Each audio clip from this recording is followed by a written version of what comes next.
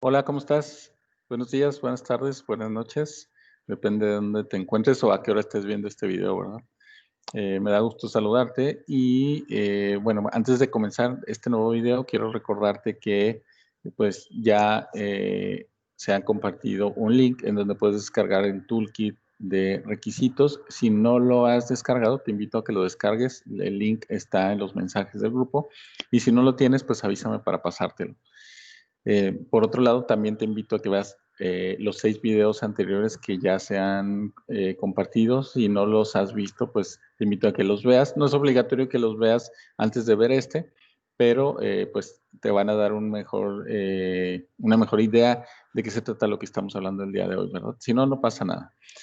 Bueno, vamos a comenzar. El día de hoy te quiero platicar de algunos escenarios que pueden afectar la forma en que se transfieren los requisitos en una iniciativa. Estos escenarios son algunos escenarios que desde mi punto de vista son los principales causantes de que a veces haya muchos problemas, no solamente en la transferencia de requisitos, sino en muchas otras iniciativas, en otros aspectos de las iniciativas de software, ¿verdad? Déjame platicarte de qué se trata. Entonces, lo que quiero en esta plática es que junto conmigo puedas reflexionar lo siguiente.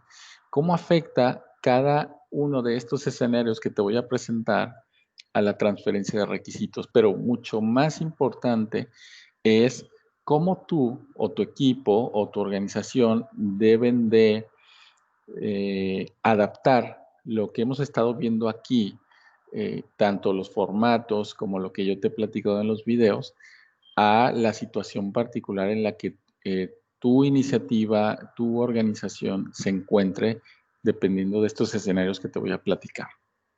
¿Cuáles son estos escenarios? En primer lugar, una cuestión que en cada iniciativa que tu organización o tú comiencen, es importante que se reflexionen, pues, quiénes somos o que ustedes, inclusive, pues, ahorita que estás viendo el video, lo reflexionas, ¿verdad?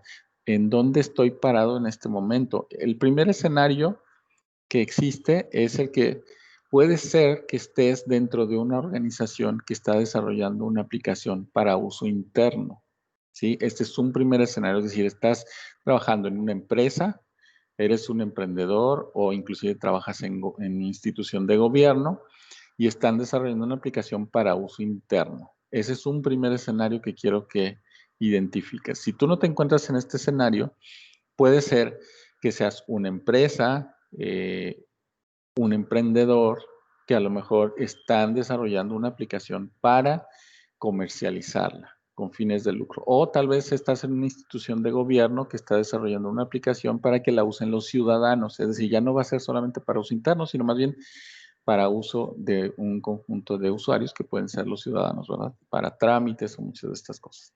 Si no estás en ninguno de estos dos escenarios, entonces puede ser que seas un proveedor que va a desarrollar una aplicación para un cliente potencial o un cliente ya existente. Este escenario como proveedor pues es diferente a los dos anteriores y cualquiera de los tres escenarios en los que te encuentres es muy importante que tú comiences a relacionar aquí cómo la etapa del planteamiento de la situación actual y la solución general se van a adaptar dependiendo de cada uno de estos casos. Si tú eres un proveedor que va a vender una aplicación, es muy probable que el tema de la situación actual y la solución general los tengas que definir durante la etapa de preventa, muchas veces antes de que el cliente ya te haya aceptado lo que le estás proponiendo. Inclusive a lo mejor muy al inicio de la iniciativa, aun cuando el cliente ya haya aceptado. Si tú te encuentras en los dos escenarios anteriores, es decir, eres una organización desarrollando una aplicación interna o desarrollando una aplicación comercial o para el público en general, pues entonces tendrías que evaluar cómo le llaman en tu organización a esa etapa previa a la iniciativa, ¿verdad? Que es donde a lo mejor la situación actual hace sentido. Después, en un segundo conjunto de alternativas, tendríamos que pensar quién va a desarrollar la aplicación. En primer lugar, pues puedes, a lo mejor tu respuesta es, pues somos nosotros. Es decir, si soy una organización que va a desarrollar una aplicación interna, pues tengo o tenemos la gente internamente para poderlo hacer. Y entonces nosotros la vamos a desarrollar. O si estamos desarrollando una aplicación comercial o para el público en general, pues también a lo mejor tenemos los recursos. Quizás soy un emprendedor que junto con mis socios o junto con mi equipo, pues vamos a desarrollar esta aplicación que queremos comercializar. Y finalmente, pues si soy un proveedor, pues definitivamente, pues tú como proveedor es el que vas a desarrollar la aplicación. Pero aquí ahí viene una segunda alternativa que es que, y esta solamente aplica para los dos primeros casos, es decir, para la parte de una organización desarrollando una aplicación interna o una aplicación comercial, es que lo vayas a hacer con un proveedor, es decir, vas a subcontratar a alguien para que te desarrolle la aplicación. Entonces, fíjate cómo aquí la información tanto de la situación actual como la solución general pues tiene que adaptarse a ese escenario.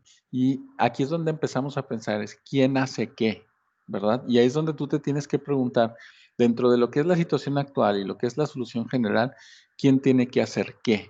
No se trata de quién lo va a documentar, lo de documentar es lo de menos, es más bien quién va a proveer la información. Eso es lo más importante que te tienes que preguntar en estos casos.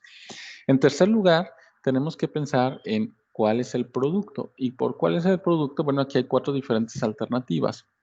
Y me refiero a que quizá podemos estar hablando de una aplicación que es nueva, es decir, no existía antes, es algo que vas a surgir desde cero, por decirlo de alguna forma. La segunda alternativa tiene que ver con que ya la iniciativa se trate de trabajar con una aplicación existente. Alguien más, o sea, nosotros mismos o alguien más la desarrolló, ya existe y lo que vamos a hacer es modificarla, la vamos a corregir o vamos a hacer algo con ella, ¿verdad? Y luego, digamos, como alternativas complementarias a estas dos que ya estoy diciendo de la aplicación, puede haber casos en donde la iniciativa se tenga que enfocar en el desarrollo de un componente o una interfaz que muy probablemente sean reutilizables, porque si estamos hablando de modificar un componente o una interfaz que pertenece a una aplicación, entonces caeríamos en las dos primeras alternativas. Cuando te hablo de un componente o interfaz nuevo, te estoy hablando a lo mejor de un componente o interfaz que pueden ser reutilizables, entonces por lo tanto no lo puedes asociar a una aplicación en particular, ¿sí? Entonces puede ser que tu escenario tenga que ver con esta parte que estoy comentando. Y por último, la última alternativa en este sentido, pues tiene que ver con que el componente o la interfaz ya existen. Nuevamente te recuerdo, pueden ser que sean componentes o interfaces que son reutilizables, es decir, son empleados por diferentes aplicaciones. Solo en este escenario, pues es donde yo estoy separando, ¿verdad? Porque como te digo y te reitero, si el componente o la interfaz ya pertenecen a una aplicación, pues caeríamos en el escenario de arriba, ¿verdad? Cuarto conjunto de alternativas en lo que tenemos que pensar es qué se va a hacer con estos productos que estamos hablando, ¿verdad? Y aquí también tenemos 4 alternativas. En primer lugar, cuando estamos hablando de una aplicación o estamos hablando de un componente o interfaz nuevos, pues lo que se va a hacer es crearlos. Ya dijimos, no existían antes, hay que crearlos. En segundo lugar, puede ser que se vayan a implementar. Cuando te estoy hablando de implementarlos, a lo que me refiero es que la iniciativa tiene que ver con a lo mejor instalarlos, hacerlos funcionar para que puedan ser utilizados por alguien más o inclusive a lo mejor nada más estamos hablando de configurarlos, etcétera. Es una iniciativa que solamente tiene que ver con eso. Ni lo voy a crear ni lo voy a modificar porque a lo mejor nomás lo voy a instalar y lo voy a configurar. Ese es el escenario de la implementación que aplica solamente para aplicaciones existentes porque se supone que la aplicación ya existe, ¿verdad? En iniciativas previas ya se desarrolló o se creó. En tercer lugar, puede ser que se tenga que actualizar la aplicación, el componente o la interfaz. Cuando hablo de actualizar, estoy hablando de agregar nueva funcionalidad, estoy hablando de modificar funcionalidad existente o estoy hablando de inclusive eliminar funcionalidad que ya existía. Entonces, tú tienes que pensar que a lo mejor la aplicación, el componente o la interfaz ya existían y se van a actualizar. Después, aquí en este escenario incluyo también la parte de la optimización. Muchas veces hay iniciativas en donde se tienen que optimizar las aplicaciones, los componentes o las interfaces porque no se están desempeñando, o las interfaces porque no se están desempeñando como se requiere que se desempeñen, ¿verdad? Y aquí también esa parte de la optimización pues está incluida.